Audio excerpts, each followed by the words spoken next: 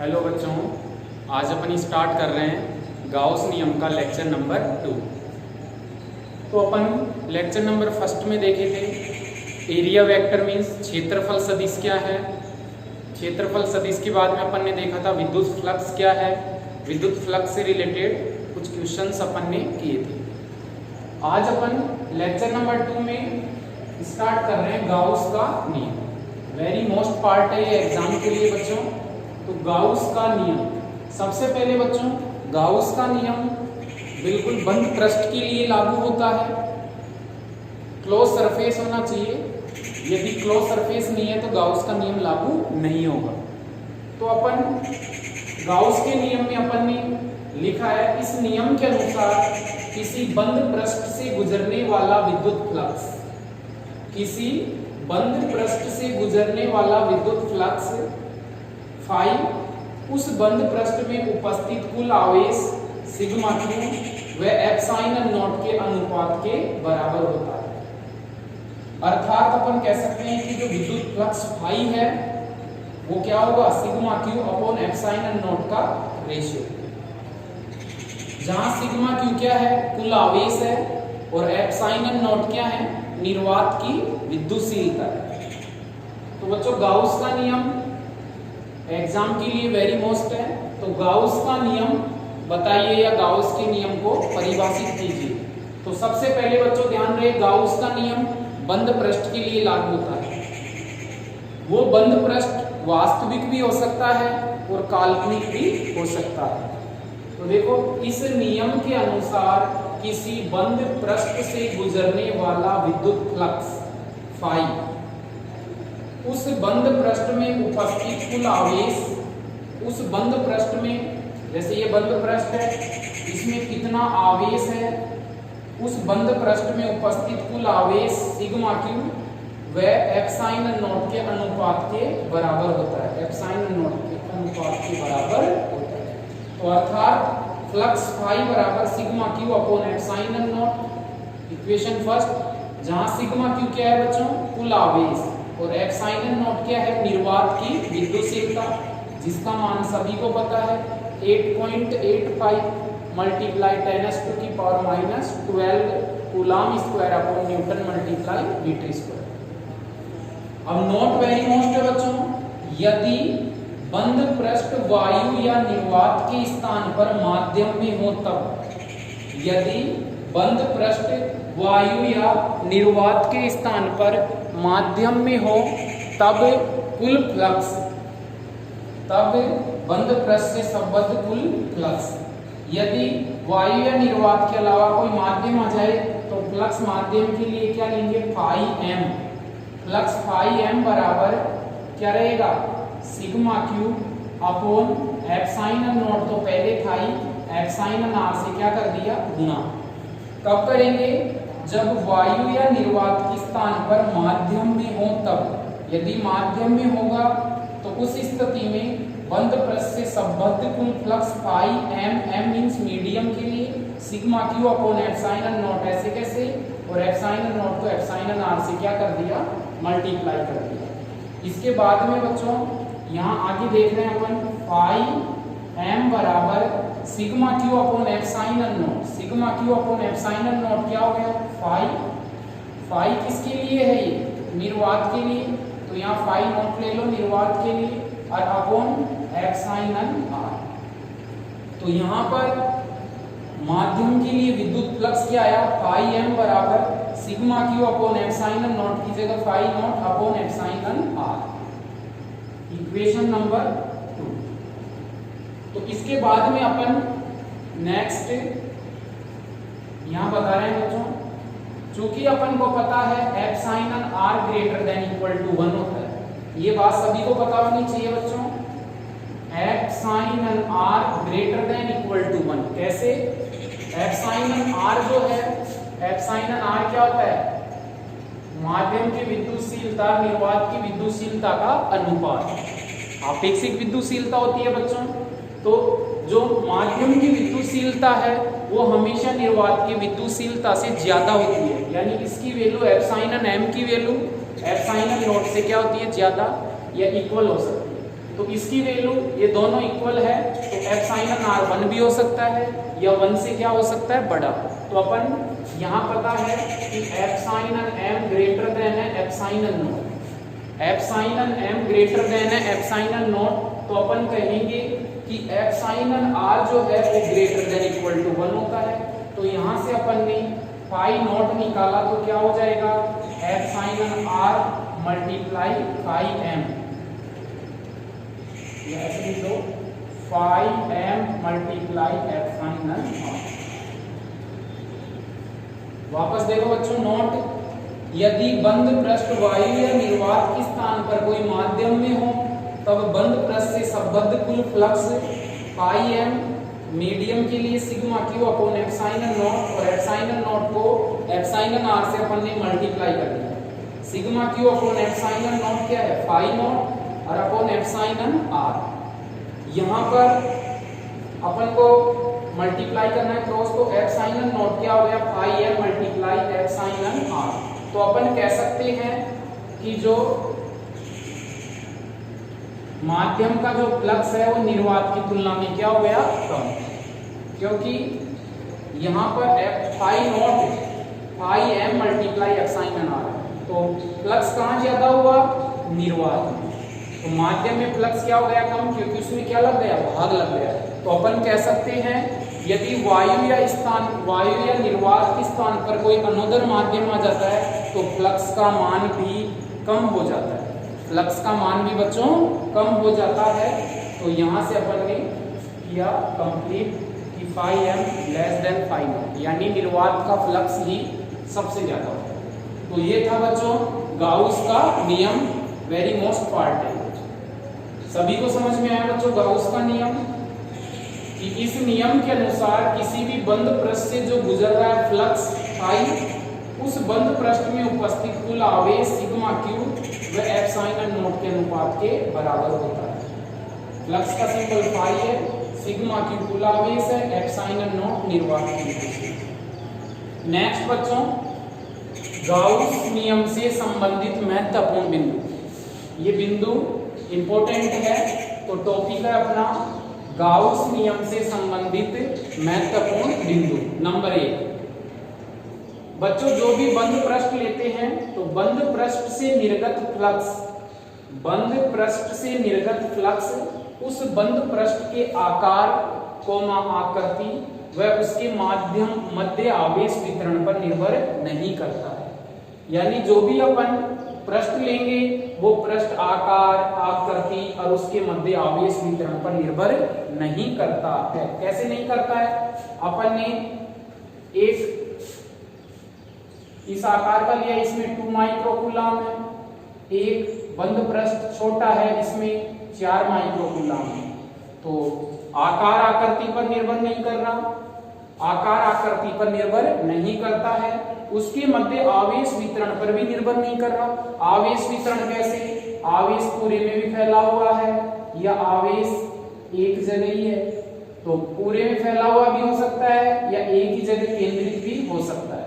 तो आवेश वितरण पर भी ये निर्भर नहीं करता है बच्चों। नंबर 2, बंद पृष्ठ से निर्गत फ्लक्स केवल उस पृष्ठ के अंदर, बंद पृष्ठ से निर्गत फ्लक्स केवल उस पृष्ठ के अंदर आवेश की मात्रा कोमा उसकी प्रकृति एवं माध्यम पर निर्भर करता है। जो फ्लक्स होगा उसके अंदर आवेश की मात्रा पर निर्भर करता है। कैसे कि इसके अंदर कितने कूलम आवेश है, बंद पृष्ठ के अंदर 2 कूलम है या 3 कूलम है या 4 कूलम है या 5 कूलम है, तो उसके अंदर आवेश की मात्रा पर निर्भर करता है। प्रकृति धनात्मक है या ऋणात्मक, इस पर निर्भर करता है। और माध्यम पर निर्भर करता है। माध्यम पर निर्भर कैसे कर रहा है, क्योंकि माध्यम आने पर एप्सिलॉन आर का भाग लग गया था बच्चों, तो माध्यम आने पर फ्लक्स का मान क्या हो गया, पहले की तुलना में कम हो गया। माध्यम का फ्लक्स निर्वात की तुलना में कम हो गया, तो माध्यम पर भी निर्भर करता है। 2 पॉइंट समझ में आए बच्चों। तीसरा पॉइंट है गाउस का नियम केवल ऐसे क्षेत्रों पर लागू होता है जो व्युत्क्रम वर्ग नियम, गाउस का नियम केवल ऐसे क्षेत्रों पर लागू होता है जो व्युत्क्रम वर्ग नियम मींस 1/r² का पालन करते हैं। तो व्युत्क्रम वर्ग नियम की पालना करते हैं जो वहीं लागू होगा गाउस का नियम। फोर्थ पॉइंट है गाउस का नियम केवल बंद पृष्ठ पर ही लागू होता है। बच्चों वेरी मोस्ट पॉइंट है, गाउस का नियम केवल बंद पृष्ठ पर ही लागू होता है।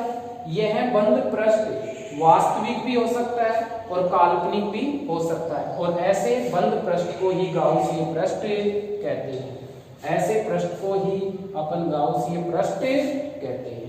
तो गाउस का नियम ध्यान रहे बच्चों, बंद पृष्ठ के लिए लागू होगा, और वो बंद पृष्ठ वास्तविक भी हो सकता है और काल्पनिक भी हो सकता है। तो बच्चों ये था गाउस नियम से संबंधित महत्वपूर्ण बिंदु। तो ये 4 महत्वपूर्ण बिंदु थे, ये आपको हमेशा ध्यान रखने। तो गाउस का नियम अपन ने स्टडी कर लिया और गाउस नियम से संबंधित महत्वपूर्ण बिंदु अपन ने स्टडी कर लिए। बच्चों जल्दी से इसका स्क्रीनशॉट लीजिए, अपन नेक्स्ट टॉपिक स्टार्ट कर रहे हैं गाउस नियम की उत्पत्ति। जल्दी से स्क्रीनशॉट लीजिए बच्चों।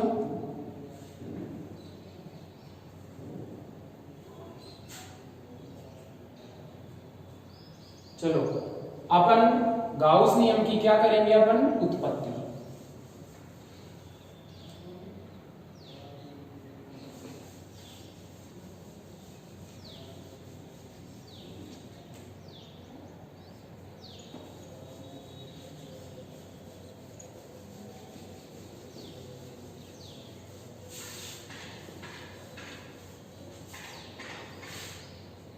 अब आता है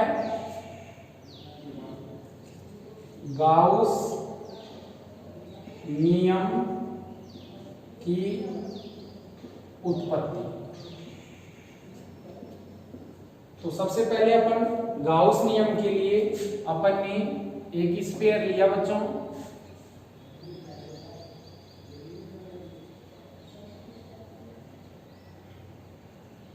यहां पर बिंदु O है जहां प्लस Q चार्ज है, यहां पर बिंदु O है, मूल बिंदु है, प्लस Q चार्ज रखा है।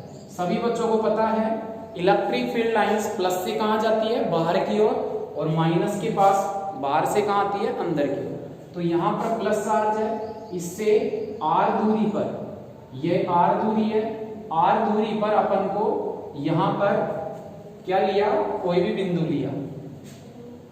अब बच्चों लेक्चर नंबर 1 में अपन ने बताया था एरिया वेक्टर, क्षेत्रफल सदिश। क्षेत्रफल सदिश में क्या बताया था अपन ने कि समतल पृष्ठों की दिशा लंबवत बाहर की ओर होती है, समतल पृष्ठों के लिए होता है ओनली। लेकिन यहाँ पृष्ठ समतल नहीं है, तो इसको क्या बनाना पड़ेगा, अपन को समतल बनाना पड़ेगा। तो समतल बनाने के लिए यहाँ पर एक वेरिएबल एलिमेंट ले लिया अल्पांश। तो टोटल क्षेत्रफल इसका S है, तो ये छोटा भाग क्या हो गया, ds वेक्टर। तो इधर इलेक्ट्रिक फील्ड लाइंस है और इधर ही इस अल्पांश के कारण इसकी दिशा लंबवत बाहर की ओर, तो इधर ही क्या हो गया, ds वेक्टर। इस गोले का टोटल क्षेत्रफल बच्चों क्या है, S, तो उसका एक छोटा वेरिएबल पार्ट क्या हो जाएगा, ds।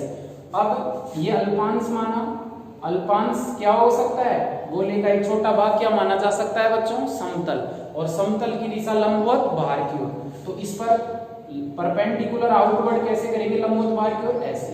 तो ds वेक्टर E वेक्टर एक ही दिशा में।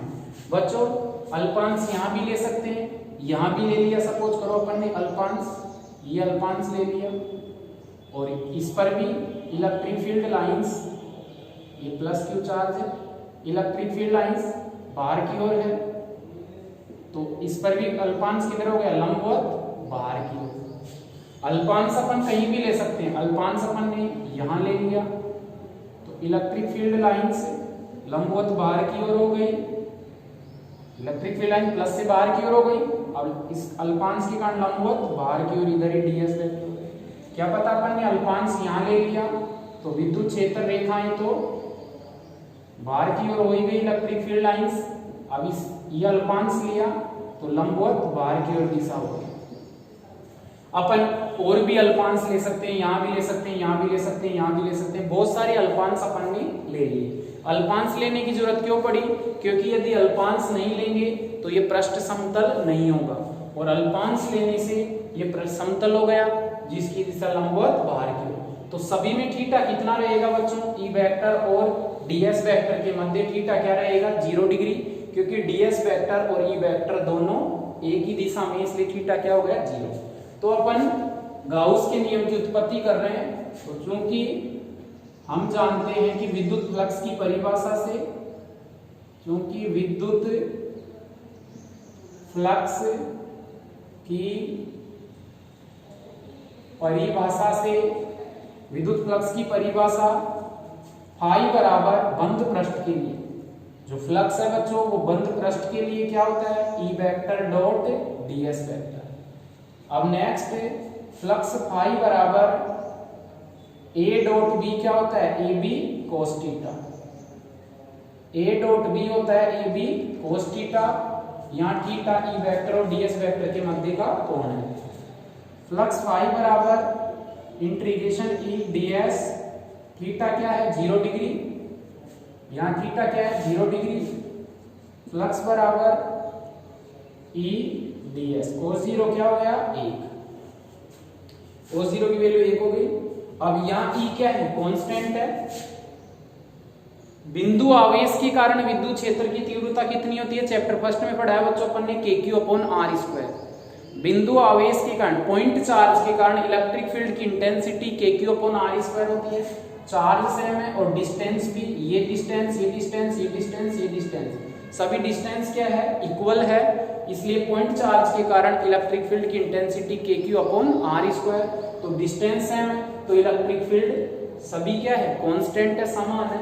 तो E क्या ले लिया अपन ने, बाहर ले लिया, तो फाई बराबर E और ds का क्या करेंगे, इंटीग्रेशन। E बाहर आ गया और ds का क्या करेंगे, इंटीग्रेशन।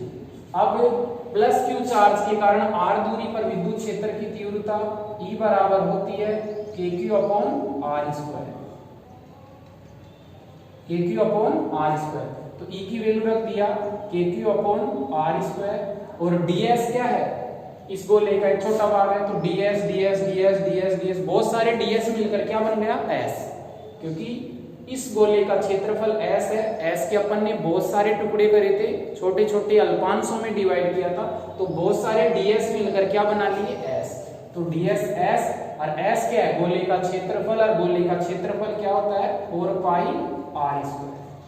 अब बच्चों k की वैल्यू वायु या निर्वात के लिए k बराबर क्या होता है 1/4πε0।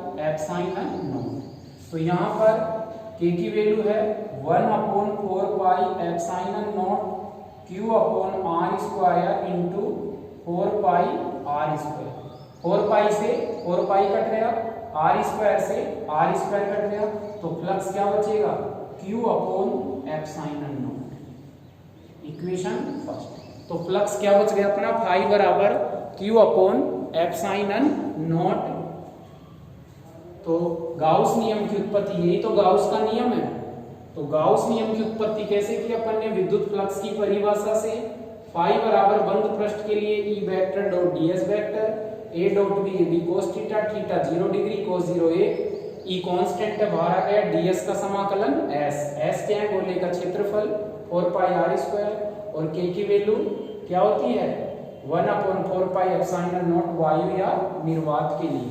तो k की वैल्यू 1/4πε0 मल्टीप्लाई q/r², ऐसे कैसे 4πr² ऐसे कैसे, 4π से 4π, r² से r², q/ε0। यही आपका क्या है, गाउस का नियम है। तो ये थी गाउस के नियम की उत्पत्ति।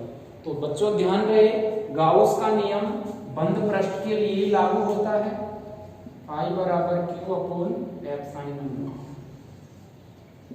गाउस का नियम बंद पृष्ठ के लिए लागू होता है, और वो बंद पृष्ठ वास्तविक भी हो सकता है या काल्पनिक भी हो सकता है। तो अपन ने ये पृष्ठ क्या कर दिया, बंद कर दिया। नेक्स्ट अपन गाउस के नियम से संबंधित कुछ न्यूमेरिकल्स करेंगे, तो इसको जल्दी से नोट कीजिए बच्चों, आगे अपन बढ़ते हैं।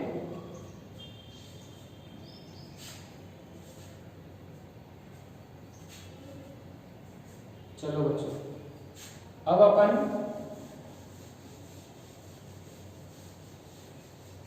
ये डायग्राम समझ में आ गया बच्चों। अल्पांश की दिशा लंबवत बाहर की ओर हो गई, बाहर की ओर, बाहर की ओर, बाहर की ओर, और विद्युत क्षेत्र बाहर की ओर है प्लस के कारण। अब अपन एक क्वेश्चन है अपना, गाउसीय पृष्ठ किसे कहते हैं? गाउसीय पृष्ठ किसे कहते हैं? तो गाउसियन सरफेस क्या है? तो अपन ने आवेश को क्या किया था? बद्ध किया था। तो अपन कहेंगे आवेश को परिबद्ध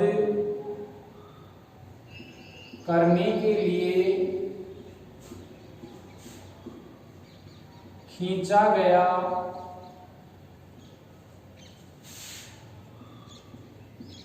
वास्तविक या काल्पनिक पृष्ठ ही गाउसीय पृष्ठ कहलाता है। तो गाउसीय पृष्ठ किसे कहते हैं? अच्छा क्वेश्चन है।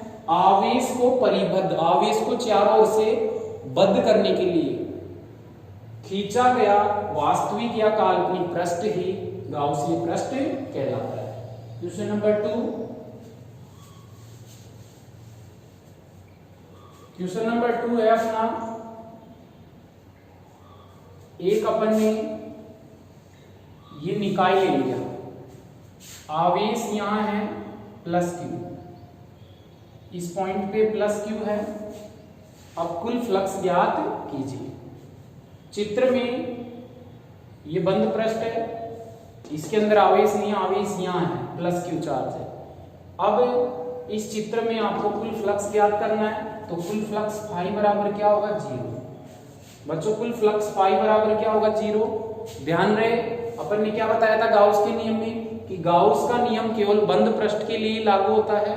तो जो विद्युत फ्लक्स है वो उस बंद पृष्ठ में आवेश पर निर्भर करता है, न कि बाहर के आवेश पर। ये आवेश बाहर है तो विद्युत फ्लक्स बाहर के आवेश पर निर्भर नहीं करता है। तो विद्युत फ्लक्स फाई बराबर क्या हो गया? 0। कैसे? अब इसको एक्सप्लेन भी कर सकते हैं। कैसे? विद्युत क्षेत्र रेखा प्लस से कहां जाती है? प्लस से जाती है बाहर की। तो इलेक्ट्रिक फील्ड लाइंस ऐसे जा रही है, अपन ने ये ले लिया ई वेक्टर, अपन ने ये ले लिया ई वेक्टर। अच्छा, अब अपन इस पर, इस सरफेस पर अल्पांश लेंगे, कोई भी एक जगह ले लो। जैसे एक अल्पांश अपन ने यहाँ ले लिया और एक अल्पांश अपन ने यहाँ ले लिया। इस अल्पांश को नंबर 1 दे दिया, इस अल्पांश को अपन ने नंबर 2 दे दिया। अल्पांश है, टोटल क्षेत्रफल S है, तो अल्पांश क्या हो गया? ds वेक्टर, एक ही दिशा में है। ई वेक्टर और ds वेक्टर एक ही दिशा में।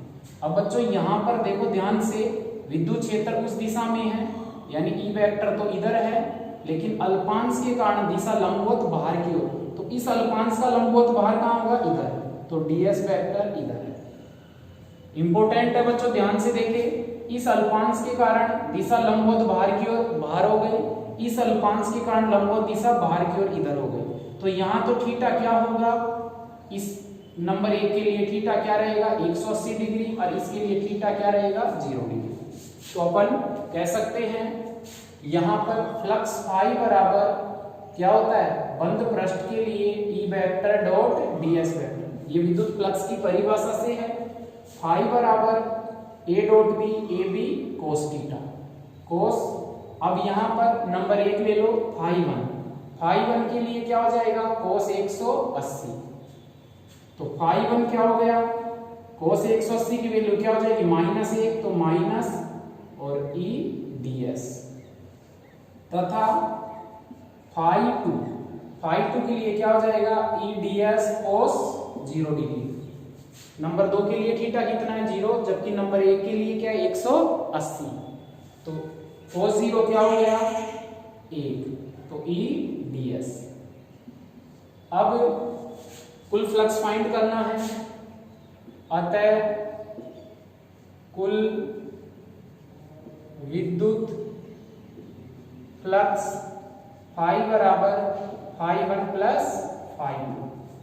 तो फाई नेट नेट मतलब टोटल, ये मान माइनस में ये मान प्लस में, तो माइनस टीडीएस प्लस ईडीएस, तो फाई नेट क्या हुआ टोटल फ्लक्स 0। जितना मान माइनस में उतना ही मान किस में प्लस में, तो जितना मान माइनस में आया उतना ही मान प्लस में आया। बच्चों समझ में आया? अपन ने यहाँ इसको दिया नंबर 1 अल्पांश को, इसको नंबर 2, इस अल्पांश की कारण दिशा बाहर की ओर, इस अल्पांश की कारण दिशा बाहर की ओर इधर, यहाँ दोनों अपोजिट है तो थीटा 180 यहाँ एक ही दिशा में, इसलिए बच्चों अपन यहाँ भी मान सकते हैं, यहाँ भी ले सकते हैं और यहाँ भी ले सकते हैं, या यहाँ भी ले सकते हैं और यहाँ भी ले सकते हैं, बहुत सारे अल्पांश है। तो अपन ने प्रूव कर दिया कि जब इस बंद पृष्ठ के बाहर यहाँ बिंदु पर प्लस क्यू आवेश रखा था तो फ्लक्स क्या हुआ 0, क्योंकि बंद पृष्ठ के अंदर उपस्थित आवेश पर ही निर्भर करता है फ्लक्स का मान, न कि बाहर के आवेश पे। ये आवेश बाहर था इसलिए फ्लक्स क्या हुआ 0, और अपन ने इसको क्या कर दिया एक्सप्लेन भी कर दिया। बच्चों जल्दी से नोट कीजिए, स्क्रीनशॉट लीजिए इसका। Question number 2। अब अपन क्वेश्चन नंबर 3 पे चलते हैं। नोट कर लिया बच्चों? चलो नेक्स्ट क्वेश्चन नंबर 3। ये एक बंद पृष्ठ है, इसमें Q1 आवेश है, यहाँ Q2 है और यहाँ पर Q3 है। क्वेश्चन है कुल फ्लक्स ज्ञात कीजिए। चित्र में विद्युत फ्लक्स का मान ज्ञात कीजिए। तो विद्युत फ्लक्स क्या होता है, फाई बराबर कुल फ्लक्स ज्ञात करना है, तो कुल फ्लक्स क्या होता है, फाई बराबर sigma Q upon epsilon not, sigma Q upon epsilon nought. तो यहाँ पर सिग्मा क्यू क्या है, Q1 plus Q2 upon epsilon not. Sigma Q total आवेश Q1 प्लस Q2 है, Q3 को अपन ऐड नहीं करेंगे क्योंकि Q3 आवेश बाहर है। गाउस का नियम केवल बंद पृष्ठ पे लागू होता है, तो जो फ्लक्स निकलेगा वो बंद पृष्ठ के अंदर आवेश पर निर्भर करता है, जबकि विद्युत क्षेत्र बच्चों ये नोट ध्यान रखें, फ्लक्स का मान बंद पृष्ठ के अंदर उपस्थित आवेश पर ही निर्भर करता है, जबकि विद्युत क्षेत्र की तीव्रता अंदर एवं बाहर दोनों के आवेश पर निर्भर करता है। तो यहाँ पर फ्लक्स फाई बराबर क्या हो गया, Q1 plus Q2 upon epsilon not. Question number 4 पे चलते हैं बच्चों अपन। क्वेश्चन नंबर 4 एक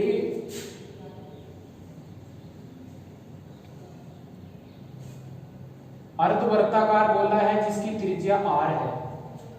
यहां ये अर्धवर्ताकार एक गोला है जिसकी त्रिज्या r है, इसके बिल्कुल सेंटर पे प्लस q आवेश रखा है। इस अर्धवर्ताकार गोले के सेंटर पर प्लस q आवेश रखा है, तो इसका कुल विद्युत फ्लक्स ज्ञात कीजिए। तो बच्चों फ्लक्स फाई बराबर क्या होता है, sigma q upon epsilon not. Sigma Q total आवेश क्या है, Q अपॉन एप्सिलॉन नॉट। लेकिन यहाँ आवेश को अपन ने बद्ध ही नहीं किया, आवेश को बद्ध करेंगे जब भी तो गाउस का नियम लगेगा। तो अपन ने गाउस का नियम लगाया, इसको क्या कर दिया, पृष्ठ को बंद कर दिया।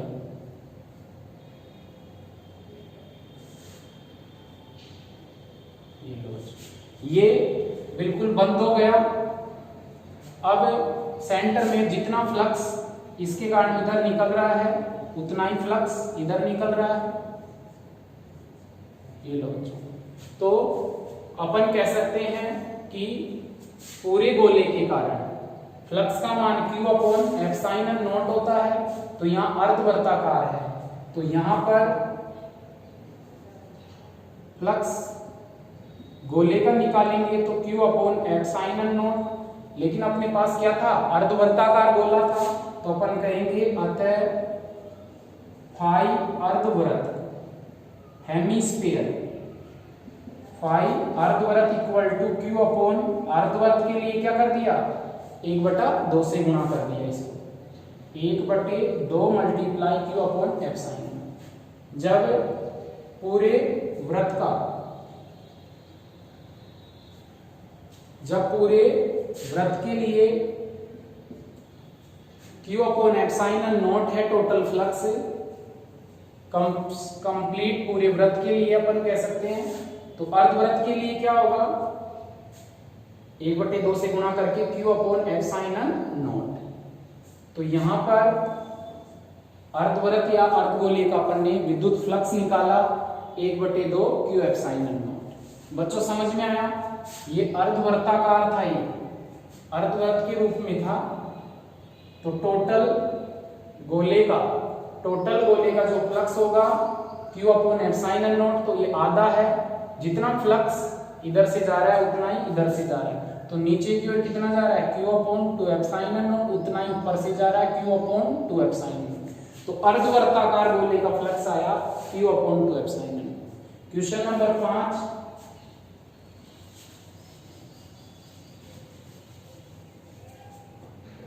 क्वेश्चन नंबर 5, ये एक अपने पास में वर्ग है,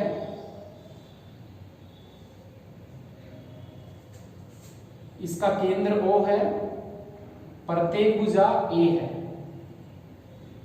प्रत्येक भुजा इसकी A है, इसके केंद्र से a/2 दूरी पर, केंद्र A से a/2 दूरी पर अपन को बिंदु P लिया, यहां विद्युत फ्लक्स का मान ज्ञात कीजिए। एक वर्ग है जिसकी प्रत्येक भुजा A है, मध्य बिंदु O है, मध्य बिंदु O से a/2 दूरी पर बिंदु P पर अपन को क्या ज्ञात करना है, विद्युत फ्लक्स। अच्छा क्वेश्चन है, बुक का क्वेश्चन है बच्चों। अब इसको क्या करना पड़ेगा, अपन को समरूप करना पड़ेगा, इसको क्या करना पड़ेगा, परिबद्ध करना पड़ेगा। तो परिबद्ध करने के लिए अपन ने यहां पर क्या बनाया, एक घन बनाया इसको,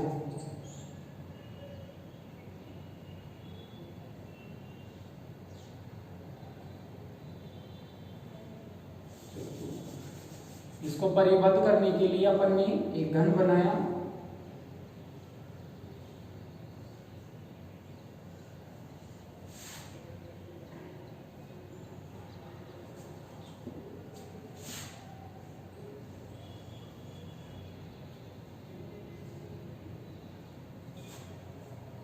ये केंद्र है, इससे a/2 दूरी पर यहां ज्ञात करना था, प्रत्येक भुजा A थी।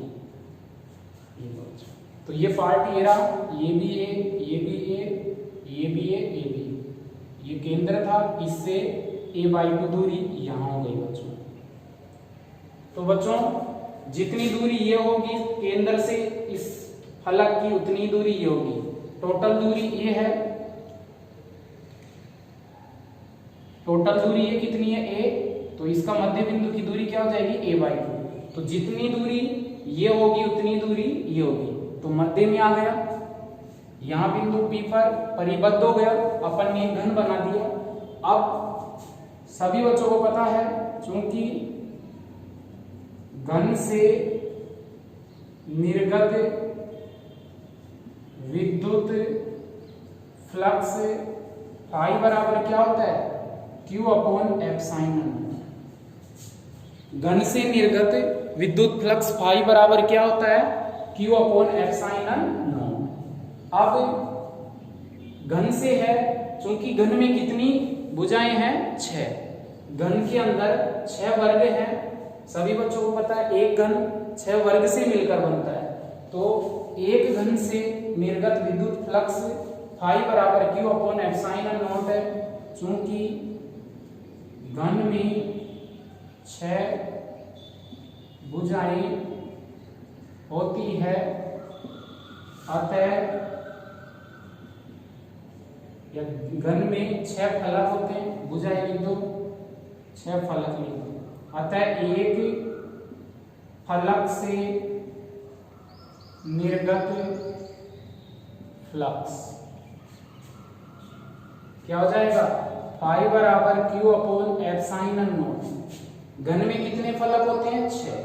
तो 6 फलकों से कितना फ्लक्स गुजर रहा है, 6 फलकों से मिलकर जो घन बना है, 6 फलकों से मिलकर कितना फ्लक्स गुजर रहा है, फाई बराबर Q upon epsilon nought. तो एक फलक से कितना फ्लक्स गुजरेगा, फाई बराबर Q upon 6 epsilon nought. Phi बराबर Q अपॉन 6 एप्सिलॉन नॉट, यानी अपन ने 6 का क्या दे दिया भाग। क्यों?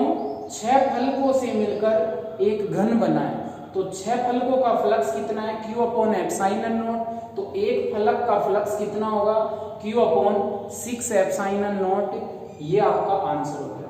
तो क्वेश्चन था, इस चित्र में एक वर्ग है जिसकी प्रत्येक भुजा A है, केंद्र O से a/2 दूरी पर विद्युत फ्लक्स ज्ञात करना है। तो इसको अपन को क्या करना पड़ेगा, परिबद्ध करना पड़ेगा, बंद करना पड़ेगा। तो अपन ने इसको बंद कर दिया और क्या बना दिया, एक घन बना दिया, बंद पृष्ठ हो गया। अब ये a/2 दूरी है तो ये भी a/2 दूरी, तो जितना फ्लक्स ये होगा उतना ही ऊपर होगा। तो एक घन में जो टोटल फ्लक्स आया, ये एक घन में 6 फलक होते हैं, तो 6 फलकों का ये फ्लक्स है, तो एक फलक से कितना होगा Q अपॉन 6 एप्सिलॉन। बच्चों ये क्वेश्चन कंप्लीट हो गया। चलो आज क्लास यहीं पर अपन समाप्त करते हैं। लेक्चर नंबर 3 अपन कल स्टार्ट करेंगे, उसमें अपन देखेंगे कि गाउस के नियम के अनुप्रयोग में चालक गोले के कारण विद्युत क्षेत्र की तीव्रता कितनी होती है, अचालक गोले के कारण तीव्रता कितनी आती है, अनंत लंबाई के तार के कारण परत और पट्टी का। तो आज का लेक्चर अपन यही समाप्त करते हैं। जब तक के लिए बच्चों ऑल द बेस्ट।